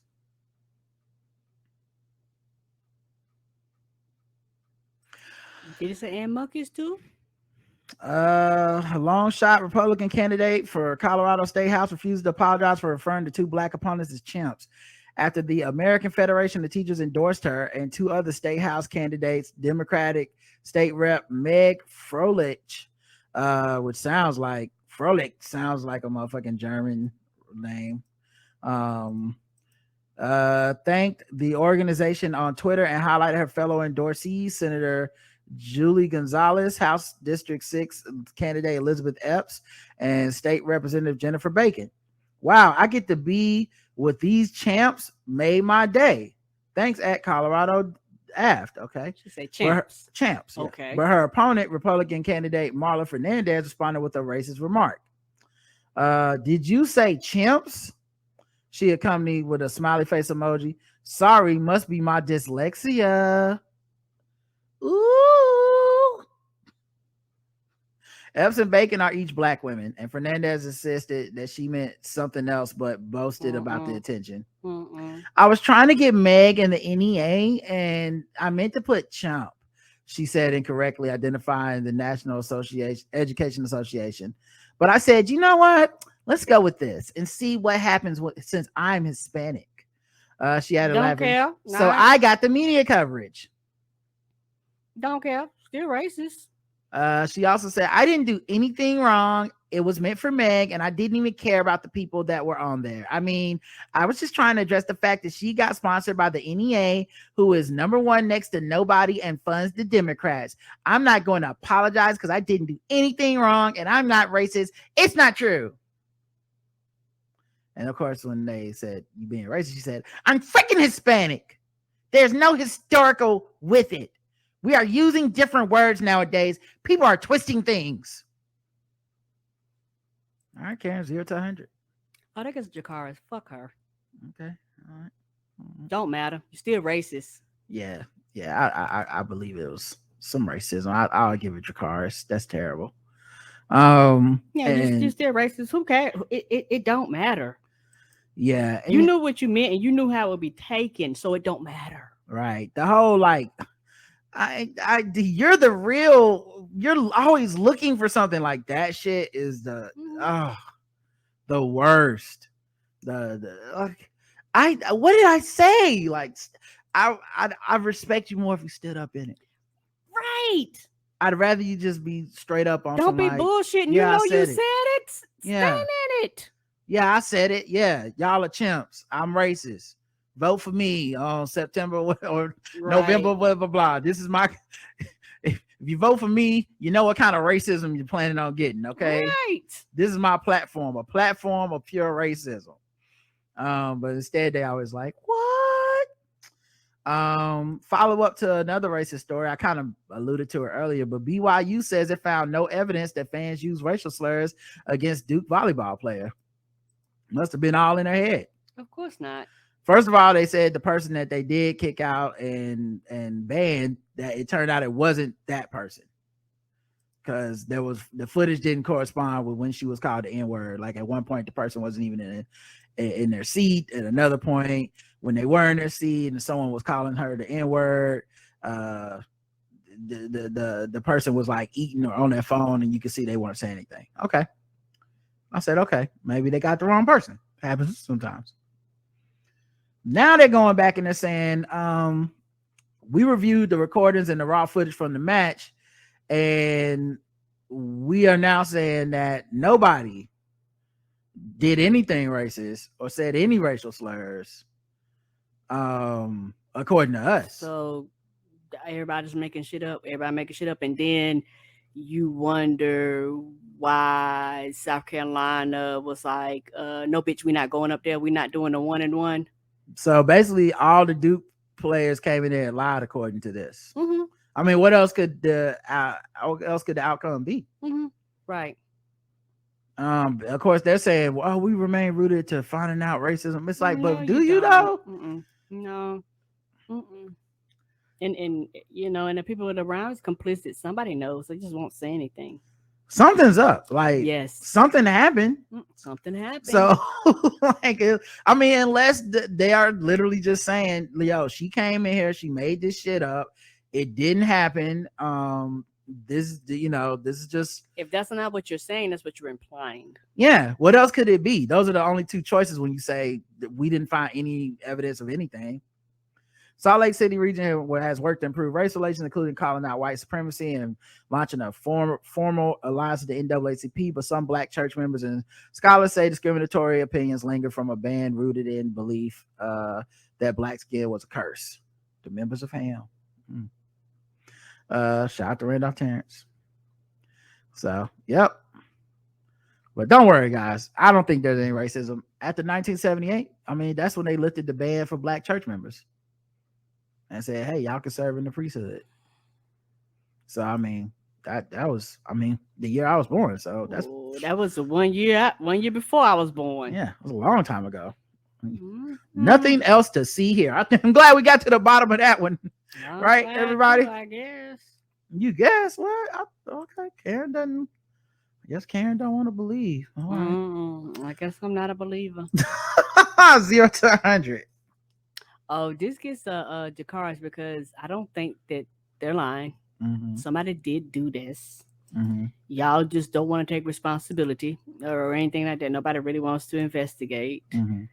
And yeah, so I don't blame, like I said, the coach in South Carolina going, we're not going there. We're not doing this one-on-one. We're not basically, we're the number one school. So us going there actually benefits you more than it benefits us. That's a long ass flight to deal with racism. I'm good. I feel bad for them because, that university, probably it got canceled online. Cancer culture can be cruel.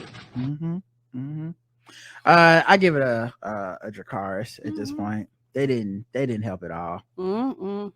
Didn't help at all. Actually made it worse. Right. Let's see. A South Dakota student told to leave high school after being told to cut her hair. She is gonna leave high school after being told to cut her hair. Wait, why did I say her? I meant he. So yeah, Braxton Schaefer is his name, 14-year-old freshman at O'Gorman High School in Sioux Falls. He was told by the school that he either must chop off his hair because he wears dreadlocks or attend another school. With the school year just kicking off, the students' parents are calling the school dress code unfair, and they've tried to come to a compromise with the school administrators. They ain't want to hear that shit. He had one haircut his entire life, so cutting his hair would be significant, said Derek Schaefer, Braxton's father. They don't understand the importance of our hair. They could give a fuck. So, to them, our hair, and particularly in this natural form like that, it's considered nasty and dirty and unkempt. Yep. That's why they push these fucked up laws, because they actually don't care. And when people go, well, these laws only affect us, they go, no, it's not racism. Yes, it is. Who white wears dreads? Who white wears locks? Who white gets cornrows? Like this, who white does this? Who else are you talking about? And like very rarely is it a religious or like heritage issue with white people and hair. Like it's very like black people, sometimes it can be like all kinds of belief systems and stuff. All kinds of brown people have belief stuff with their hair, but right. Yeah. Braxton's a member of the school marching band and played his first football game on Thursday. As a student at O'Gorman Junior High, Braxton never had an issue with school officials over his hair, but that changed when he attended high school this year. High school dress code says male students must keep their hair above the eyes and not touching the collar.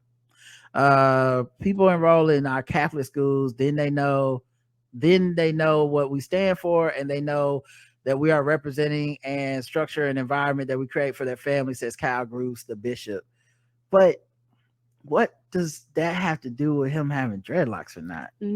Nothing. It doesn't have nothing to do with that. Yeah. And it's also is really, really fucked up that you almost have to prove to white people almost the reason why this shit is fucked up, because you're like, hey dog, like I don't want to do a weave or a sew-in. I don't want to have to get relaxer. Me and these goddamn ponytails, you got to push that. It's stressing out my edges, causing my hair to fall out. Now you're causing me to have to pay unnecessary money that I may not want to pay over your fucked up rules, because you actually don't really understand what you're asking me to do. Yeah, man. Locks and dreadlocks, the style is not the issue, the length is all it's ever been. So that's their way of being like, it's not racial. Well, then the fuck it is then. What is it then? Yeah, it's not racial at all. I don't even know why race keeps coming up. Right, because white people don't wear dreadlocks. What the fuck? What are we talking about here? We tell any student with dreadlocks to cut them off. The parents said they met with administrators at an open house, and they said they've had other meetings with administrators. Now, what is interesting is I believe in this picture with his family. Let's see. So I don't know. Maybe this isn't his family, but I don't know. This picture is just him and like a bunch of white people. So it made me wonder, is he like adopted or something? Because you can see the ages of the people. It looks like they're his family. Oh, okay. Like, he may have been adopted or might, like biological family. Braxton Schaefer, but they don't say who else is in the picture. That's probably I can see that being his family. Yeah. Yeah, and if so, like then you got this white family kind of finding out the limits of even their own privilege and shit. If they're the ones who said, hey, our child needs to blah blah blah, and they're like, yeah, what the fuck ever, he still got that long black hair, he gotta go, right? They don't care, which is fucking sad. All right, let's see what else we got. Oh yeah, what did you say? 0 to 100? Oh, this gets to Jakara's. Like, I feel a certain way when it comes to hair, regardless of what we do with our hair, relaxed, perm, natural, curly, weave, sew-ins, wigs, whatever you decide to do, you ought to have the right and the choice to do that without actually having to feel like you have to cover up, because some people actually only get relaxers because they know in their working environment they can't do it any other way. Or if they go, well, I don't want to get relaxers, then you spend a ton of fucking money in wigs and weaves, and your natural hair is always plaited and braided down because you just don't want to deal with things. A lot of times people don't say this, it affects promotions, it affects certain things. They don't want you to go out and meet clients, all types of bullshit. When you like, as long as I can do the job, the fuck doesn't matter. I'm not coming in here looking like a goddamn slob. I'm not coming in here looking crazy. But in your mind, my dreadlocks, my cornrows, my twist is quote unquote unprofessional. For some reason, our what we do to our hair is always considered unprofessional unless it's flowing down our backs, like particularly with women like Becky. Mm-hmm. Now I'm with you on that. I think it's so fucking frustrating and anger inducing, and it's the kind of thing where you can never prove that it's like straight up racist bullshit or whatever, because it's plausible deniability built into the structure of like, no, it's just about the length of the hair, and telling a white kid to cut their hair off, which grows much faster, is the same as telling a black kid who's never had a haircut in their fucking lives except one time. It's the same thing as telling that person to cut their hair, and you're the one that's really being weird and racist by saying that that we're being weird and racist, right? Because we can't understand, nor do we want to understand, nor do we care. And it's one of those things where, like I said, things like that really bother me, and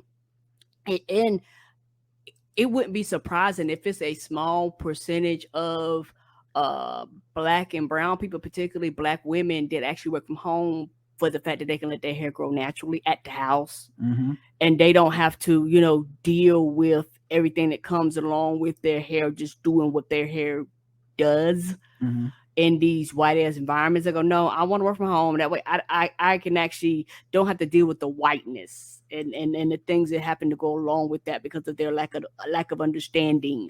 Yep. All right, let's do one more.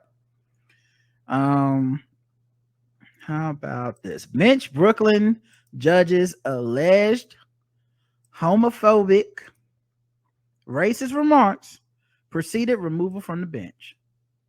Makes sense to me. I mean, you can't have racist, homophobic people on the bench. I mean, I don't think that's a controversial thing to say at all, guys. Me either. I know Donald Trump is like, that's why we put him on the bench, but I disagree. Explosive new court papers accuse a Brooklyn surrogate court judge booted from the bench last year, spewing racist. Brooklyn in the house, apparently. Brooklyn spewing racist and anti-gay remarks, denouncing Hispanics as promiscuous liars, and ranting that homosexuality is an abomination. As an affidavit from State Chief Administrative Judge Lawrence Marks laid bare the plethora of hateful remarks that Judge Harriet Thompson allegedly said in the courthouse in the presence of the United Court System personnel. Which means you had somebody doing what the person that doing all that typing was just typing everything that was coming out of his mouth. Her mouth. I'm Thompson. sorry. But her mouth. That doesn't mean they were typing it. Oh, it doesn't necessarily mean they were in session and the stenographer was there. Oh, they say a bunch of shit in court that's not even on the record. Okay. The fiery words preceded her abrupt removal from position in December. I hate these gay white men, she quoted. Oh no! Let us know how you really feel. While later declaring gay racist F words trying to ruin me and get me. Being gay is an abomination to mankind. The Holy Ghost is going to get them. You can't. No, you cannot be a judge. Well, Cancer culture can be cruel. It can be cruel, man. So you probably thought you're picking up now from these clues. This is not a white person. That's this judge.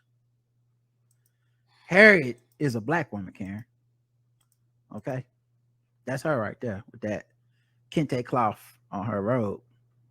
You got to go too. Okay, she don't like the Mexicans. You got to go too. Sis. She don't like the gays.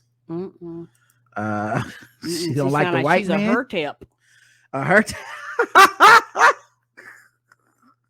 Get on out of here, ma'am. Karen, you sound like a coon right now coming out against this black woman. Look at the coon. I don't know what's so hilarious.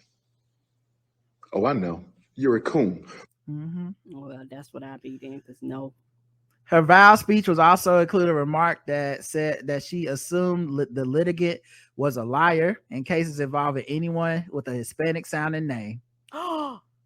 She was just having a time. What? Rodriguez, girl, he did it. You know, like what? They have a deceitful trait that goes way back to biblical times. What Mexicans was in the Bible other than Jesus? I mean, he was on the cross. He was the Son of God. The men are always stealing, and the women are no better. They lie, steal, and use their vaginas for anything they want. Oh, the same thing white people say about us. Their vaginas for anything they. What are people supposed to use their vaginas for? Stuff they don't want. Apparently so. The fuck are you talking about? Oh my goodness. What were the people in the court saying? Nothing, I guess, because this is the judge. Yeah. I'm gonna let you slide on that coon comment. Next comment, you get blocked, sent into eternity. Like they must have been letting it slide. Thompson now seeking to vacate the order from Marks that had her removed from the bench, said she's a victim of a political hit. Madam, ma'am, a political hit yourself in the motherfucking face. This is an own goal. What are we talking about here? I'm entitled to my day in court, to my right of confrontation, and to my right of cross-examination. I categorically deny the allegations. You know what? It's about integrity and character. That's all I have. People lie and people believe the lies. But the affidavit filed by the state's chief administrative judge alleges other targets of Thompson's wide-ranging vow include natives of the West Indies, overweight co-workers, fellow female judges, white women, and black women. Oh, equal opportunity, apparently. Everybody but black men got it. So she was holding it down. Because they kings. I thought you do that. You know, us black kings, you know, listen. Okay, we don't need all these rules and regulations in the court of laws. Don't nobody believe in all that. Okay. What I need, the white man paperwork. They come in. Why do you need white man paperwork? Think about it. Think about it. I don't need it. Somebody gay come in her office. She was like, "Are we done? Are we done?" Yeah. But she also was mad about them being Are we fat. done here? She was mad at people being fat, like her fat coworkers. Like she was on some other shit. She accused her female colleagues of trading sexual favors for their seats on the bench, labeling one woman as part of the group of hoes and describing another black judge as a house nigger. Oh, shots fired. Do we have a house nigger in here? Okay. Working the field. That's part of that. That's Senator. I'm a house nigger. Apparently, we got a running member, a whole 500 of them made their way over there into the judge territory. And she said, we gonna get them. Them other women were puppets for the white man. Okay. Coons will be coons. What do you want me to say? Okay, that's how she said. Okay. She couldn't take it. Oh my God. In a particularly callous comment, she said a fellow judge got what she deserved when she was diagnosed with early onset Alzheimer's disease. The judge also declared a state court worker was likely a prostitute and her boyfriend is pimping her. She had all kinds of magnificent fictions. I don't know what would be better, if this or if everything she said was true and we were just putting her, like we taking her seat, but really she just calling balls and straight. She was like, I was right about everything. Right. Woo! Right. Yes. You know, no ma'am. No ma'am. No ma'am. Like all this time we judging her and shit. Like, wow, you really gonna call this woman a prostitute and then her boyfriend is a pimp? Here she come walking in the courtroom right now.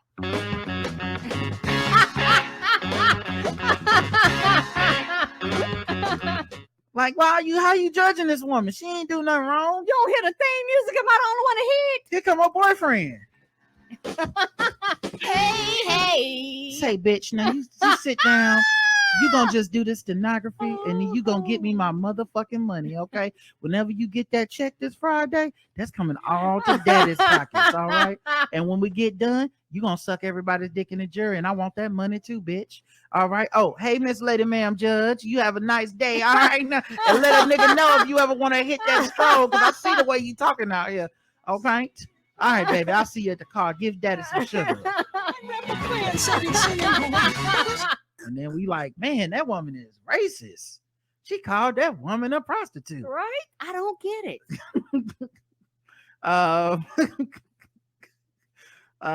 She filed on April 14th a petition arguing for her return with court papers explaining in great detail the state's opposition to her coming back. Not great detail. She wrote a fucking essay about why I should get my job back because I'm from being racist and homophobic. She sound like she got a lot of time. Although petitioner, she ain't working. What else is she doing? Yeah. But yeah, they said examination of her claims showed them to be entirely without merit. She was removed from Brooklyn courts almost 9 months ago. The specifics of the allegations against her were never made public until recent court filings. She fucked around. She was like, okay, fine. We'll tell everybody. So nobody knew. And then she was like, I want to pray. They was like, we just going to let everybody know since you won't let this shit die. She was her anticipated 14-year term began January 2019. She was yanked from the bench at the surrogates court in downtown Brooklyn and barred from entrance to non-public areas of the building late last year. You know, my question is, how did she make it through the rest of this shit? Like, how she make it up the ranks to get even this job? When she was even just like in regular law school or whatever, like she wasn't talking crazy. Right. This just came out the blue. Like she went from like, no, of course, writ of habeas corpus. Okay. Well, hey, right to fair and speedy trials is what we're doing. That's all. Okay. And they were like, here you go. Congratulations. You graduated. Here's your diploma. She was like, homosexuals need to go to jail. Mexicans. That's all I needed. All I needed was my paper. Mexicans stay lying. Okay. I'm glad I finally can say it. Woo. Oh my God. Girl, they're gonna get you censored. You're gonna lose your first of all, you a prostitute. So don't even come talking to me like that. I seen your man drop you off at school every day. I seen what kind of stuff he was saying to you, and how you was walking in. Think I didn't get peep game. Yeah, don't you try this on me, girl. Let me guess, you want some sucky long time, huh? Oh no. How? The judge was previously embroiled in a battle with colleague Richard Buckheit, who was responsible for handling the estates of Brooklynites who died without wills. Thompson accused him of hiring young white males for temporary office jobs, while the gay city employee accused her of homophobia. The state unified the court system's inspector general presented March with a confidential report substantiating the offensive conduct last December, setting the process in motion. I determined it would not be appropriate for Thompson to continue to preside over judicial matters or interact with court personnel for the duration of the commission's investigation. The failure of the court system to take corrective action in response to Thompson's conduct could potentially open the court system to claims that it facilitated a hostile work environment. Not just that, but if I was ever in front of her, I want that judgment vacated. Yep, I'm about to say, and she convicted me. I definitely want it overturned. All right, Karen, 0 to 100. Oh, this gets a Jakara. This is ridiculous. Jakara, so you turning on this black woman? No, you can't do that, ma'am. Oh, wow. Okay. All right, Karen, I see how it is. You can't. I don't know what's so hilarious. Oh, I know. You're a coon. I give a 0 to this black woman. Okay, much like the mayor from New Orleans that there's only safety in first class. Okay, there's only safety for a black woman. There's nowhere safe in the judge's chambers. Apparently, black woman can't even be a judge without the white man coming to take her job? I guess not then. You don't need the white man paperwork. Why do you need white man paperwork? Lord have mercy. Lord have mercy. Why do you need white man paperwork? Come on. Nah, but seriously though, this is terrible. It's 100. What the fuck? What the I'm about to say, fuck? guess I'm all about the white man paperwork. Did if this is the alternative? Okay, you know everybody know how you stand. Okay. I'm gonna let you slide on that coon comment. Next comment, you get blocked, sent into eternity. Well, I guess so. I guess so. Yep. You know you be cooning. Yep. All right. I guess I do. Let's get to some. Do jazz hands. Let's get into some guest race. Guest race real quick. Then we'll get out of here on that. What time is it?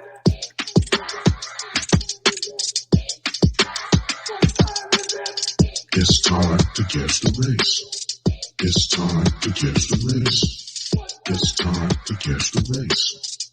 It's time to guess the race. Guess the race. Go around the globe. Find different articles. Guess the race of people involved. Karen's playing. Chat room's playing. Everybody races. Let's go. Florida father and son beat man close to death at a wedding reception. Well, damn, man, it's supposed to be a happy occasion, not a funeral. Okay, they start playing that Lil Jon. You never know. 2 Florida men were arrested after allegedly beating up a man at a wedding reception on September 3rd. The incident happened in Volusia County, Florida, and officials say that Julian Falkenberg, 21, and Joel O'Grady, 38, allegedly beat up 36-year-old Tyler Kaltenbach. The father and son were arrested on September 9th. O'Grady posted a $100,000 bond, and Falkenberg posted a $50,000 bond. As part of the conditions of their release, they cannot have contact with Kaltenbach. Kaltenbach was allegedly clinging to life while on the ground at the wedding venue. A press release said they both have extensive violent criminal histories. Volusia County Sheriff Mike Chitwood said the incident could have resulted in a murder. Somebody could have ended up with significant brain damage. We hear about these things all the time. All the time. So this shit is normal whooping people asses at the funeral receptions. Funeral, huh? I mean, they're not funeral receptions, wedding receptions. No, I don't think he was talking about it being wedding, but just like physically people get assaulted and you can get long-term brain damage from fighting and shit. Okay, I'm with you now. Kaltenberg, according to the attorney, will have a long Kaltenbach, will have a long road to recovery and requires facial reconstructive surgery. God damn, that beat the hell out of them. Yeah, it was definitely an ass whooping. Okay. So Karen, guess the race. White. Karen's going with white. Let's check the chat room and see what they're chatting about. Big Enos and Lil Enos stomp Cletus out white. Trailer Park, the country club, pipeline white. Whiffs of people with an open bar, or white people with an open bar. White ass names. The legend of the Hayfields and McCoys white. The correct answer is white.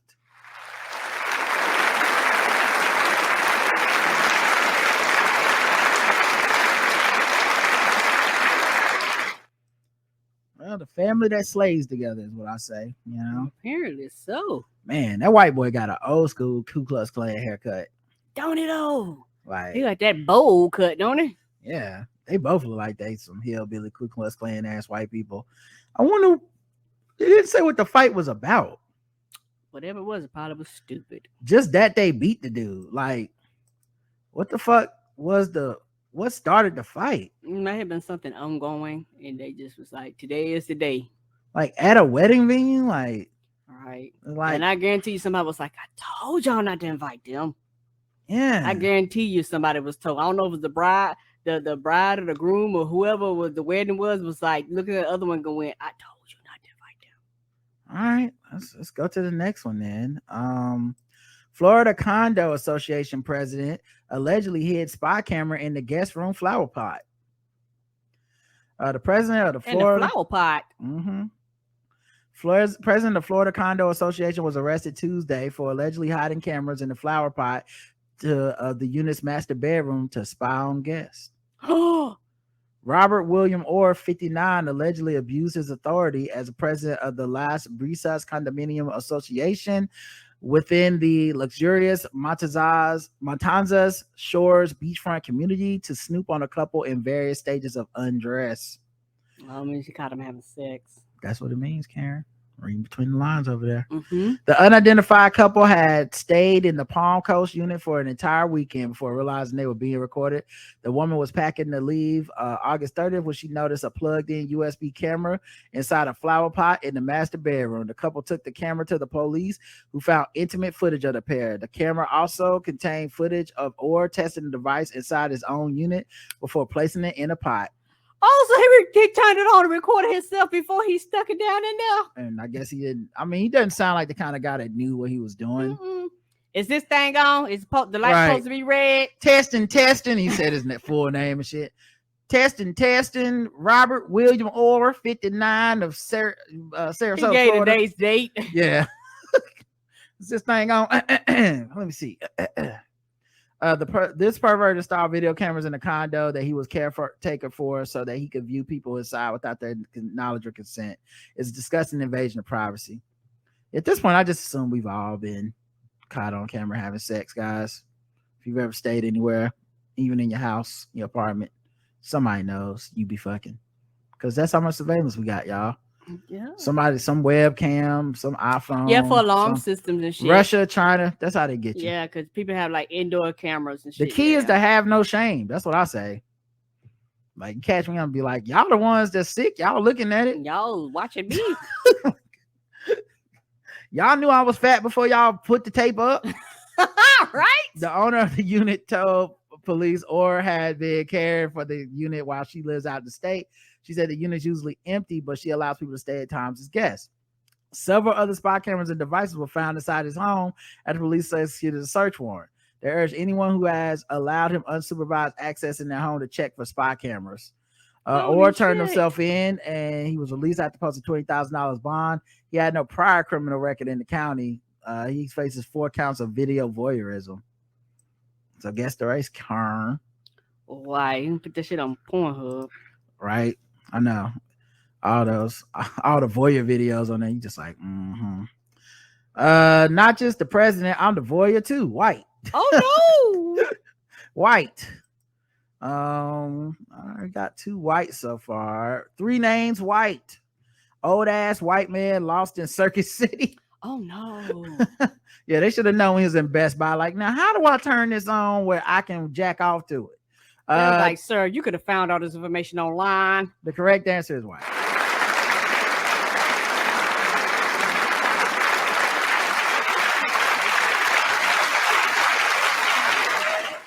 Now, he's so dumb. I really do picture him up in Best Buy asking directly, like, so how can I surreptitiously record people having sex and then the video footage come directly to me and then I can fuck, like I can jack off to it. He didn't. Yeah, he didn't have no problem hearing anything. Hearing? Because he has some big ears. Mm-hmm. That's a good job. His ears look like elf ears almost. I see what you're saying, Karen. I see what you're saying. Mm-hmm. All right, let's get to the bonus round. Karen is 2 for 2. Yay! I ain't racist. How can I be racist about anybody or anything in my life? How can I? Call them niggas. Just call them niggas. It's time to get the race. Gold chain wearing, fried chicken and biscuit eating, monkey ate baboon, big thigh, fast running, high jumping, spear chucking, 360-degree basketball. All right, Karen is 2 for 2. You feeling any pressure going to this final round? A little bit. Okay, let's see what's going on. Let's see. How about assistant principal and daughter allegedly hacked student accounts to steal the homecoming queen vote? Oh, boy, what in the episode of Saved by the Bell? What's going on here? So it's like what in the Riverdale are y'all doing? It's like a 80s sitcom plot. A Florida teen was crowned homecoming queen at her high school last fall after the girl and her mother, an assistant elementary school principal, conspired to rig the student vote through an in-house school computer system and gave her the title. So maybe this is the election Trump said was stolen. Apparently so. He just said the wrong election. Like, we was like, oh, ain't no election stolen. He was like, no, you got to look at that high school. That shit wasn't right. I was like, oh, okay, I see. That election. Now the 17-year-old senior and her mom, Laura Rose Carroll, 50, an assistant principal at Bellevue Elementary School in Escambia County, have been arrested and face multiple criminal charges. According to Florida Department of Law Enforcement, 117 votes flagged as fraudulent in the October 2020 election for Tate's High School's homecoming court came from the same IP address within a short period of time. So they didn't even steal it carefully. They ain't use no VPN. Not smart at all. The FDLE investigators shout out to whoever that department is. They about as bad as the students who came on campus to vandalize and all their phones logged into the school's system and identified them. The men and women of the homecoming investigation units. Come on. The brave homecoming CSI. The right. the brave children. This is why 21 Jump Street really was about, catching the people doing this. Yes. It's like drugs. No, we here to catch the fake homecoming queen. That's why we here. But yeah, the link addressed to Carol's residence and cell phone allegedly finding evidence of unauthorized access from there to the school district's focused student information network with 246 votes cast for the homecoming court. They're not even good hackers. Multiple students reported that the daughter described using her mother's focus account to cast votes. And because children can't keep secrets. Yep. So now they're going to jail. I recall times that a teen logged into her mom's focus account and openly shared information, grade schedules, etc. with others. She did not seem like logging in was a big deal. She was very comfortable. See, this is why you can't do crimes with kids. Nope. If you're gonna set your daughter up for homecoming queen, you gotta do it on your own. She looks up all our group of friends' grades and makes comments about how she can find our test scores all the time. Oh God. Carol's been suspended from a position as assistant principal. Brag about shit like that. Yep. People is not identifying a 17-year-old because we're woke. All right, Karen, guess the race. Oh, white. Karen's going with white. Let's check the chat room, see what they believe. Give it a few seconds, probably a delay. Okay, yeah, no problem. You know, it takes a while for these Negroes to guess. But yeah, that's such. I can't even. I couldn't even really convince my parents to buy the candy from the candy sale for $1 a bar. Like, this woman went through the whole grades and was out here about to commit a felony so her daughter be homecoming queen. Nigga, you better learn some social skills and be more friendly to people. Yeah, I blame the education such as South Africa, Iraq, white, Lifetime movie white, paper white, normal rate, and them criminal bond and family time white. I don't know. I couldn't do that white. Cul-de-sac white. The correct answer is everyone said the same thing. Everyone got it right. They were white.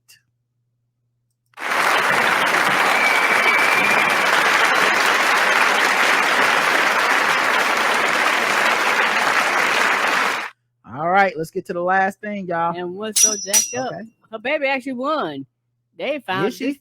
Yeah, because if you read the title, it was like the 17-year-old after found out last year after she was crowned homecoming queen. So no. They didn't catch them until after she won. So she didn't win by fairness. Okay. She won by cheating, and then the investigation revealed she won by cheating. Right. Okay. Yeah. So she would have lost. She got a whack ass kid that talks too much. Right. All right. Sword ratchetness. Yeah, it's okay. A lot of people got whack ass kids. Mm-hmm. Be proud of your little whack ass kids. Right. You may have been one yourself. You know who you are. Mm-hmm. Some of y'all whack right now in the chat room. I can see it. It's a lot of whack ass adults. So yes, they were whack ass kids. They turned to whack ass adults. Sword ratchetness time. I love y'all. Y'all not whack. I'm sorry. Sword wielding man not the chat room because y'all here with us. We talking about them other people. Sword wielding man shot dead after running towards Phoenix cops. Well, that's what they'll do, isn't it? Police say officers responded to a call Saturday that a man with a sword was striking a fence at Cactus Park police substation. So he wanted to die by police hands. He was later identified as 40-year-old Aaron Ballman. He was an employee. He was at the employee gate of the precinct. Police said officers ordered him to drop the weapon. He allegedly moved toward them with the sword raised and was shot. He was taken to the hospital where he died from his injuries. No officers are injured in the incident. Yep, he was probably having a mental health thing, but he also had a fucking sword. So, it's going to be hard to make that case of leaving him alone. Well, you hate to see it. All right, y'all. Speaking of swords, we'll be back tomorrow for our Game of Thrones House of the Dragon recap. We will. Looking forward to it. Thanks for spreading the word. Thanks for sharing it. Thanks for interacting with us on social media, leaving comments, all that stuff. We love it. It's very fun. And until next time, I love you. I love you too. Mwah. Bye, everybody.